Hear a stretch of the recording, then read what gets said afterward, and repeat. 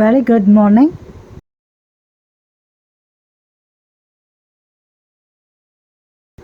முன்னொரு காலத்தில் ஒரு பண்ணைக்கு அருகில் ஒரு தந்திரமான ஓநாய் வாழ்ந்து வந்தது.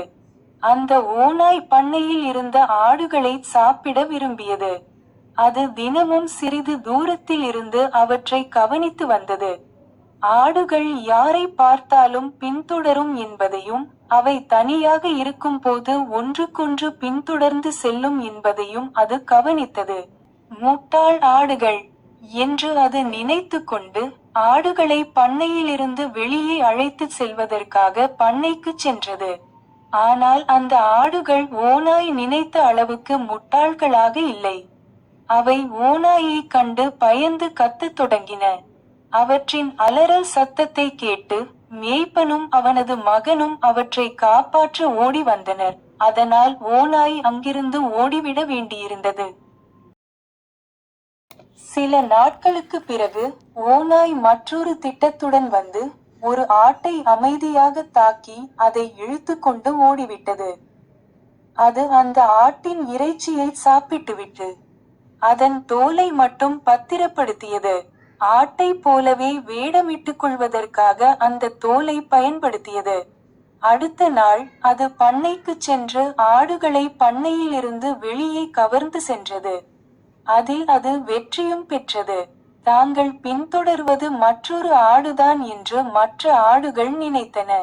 அவை ஓநாயை பின்தொடர்ந்து பண்ணையிலிருந்து வெகு தூரம் சென்றன. அவை மேய்ப்பனால் கேட்க முடியாத அளவுக்கு தொலைவில் சென்றுவிட்டன. அது மேய்ப்பர்களுக்கு ஒரு கொண்டாட்டமான நாளாக இருந்தது. அந்த நாளில் மேய்ப்பனின் மகனுக்கு ஆட்டுக்கறி குழம்பு சாப்பிட வேண்டும் என்று தோன்றியது. அவன் வெளியே சென்று, அவனுக்கு கண்ணில் பட்ட முதல் பெரிய ஆட்டை பிடித்து, இரவு உணவிற்காக அதை கொன்றான். அந்த பெரிய ஆடு, ஆட்டு வேடமிட்டிருந்த ஓநாய் தவிர வேறு யாருமல்ல. இப்படித்தான் எல்லா ஆடுகளும் ஓநாயிடமிருந்து காப்பாற்றப்பட்டன.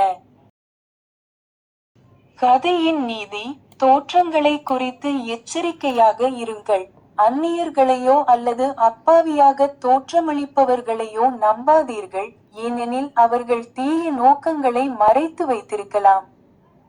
வஞ்சகம் வஞ்சகனையே பாதிக்கும். தந்திரத்தின் மூலம் மற்றவர்களுக்கு தீங்கு செய்ய முயற்சிப்பவர்கள் பெரும்பாலும் தங்களுக்கு தாங்களே தீங்கு விளைவித்துக் கொள்கிறார்கள். தோற்றங்கள் ஏமாற்றக்கூடும். ஒரு தீய மனிதன் பாதிப்பில்லாதவனாக தோன்றலாம், ஆனால் அவனது உண்மையான குணம் இறுதியில் வெளிப்படும்.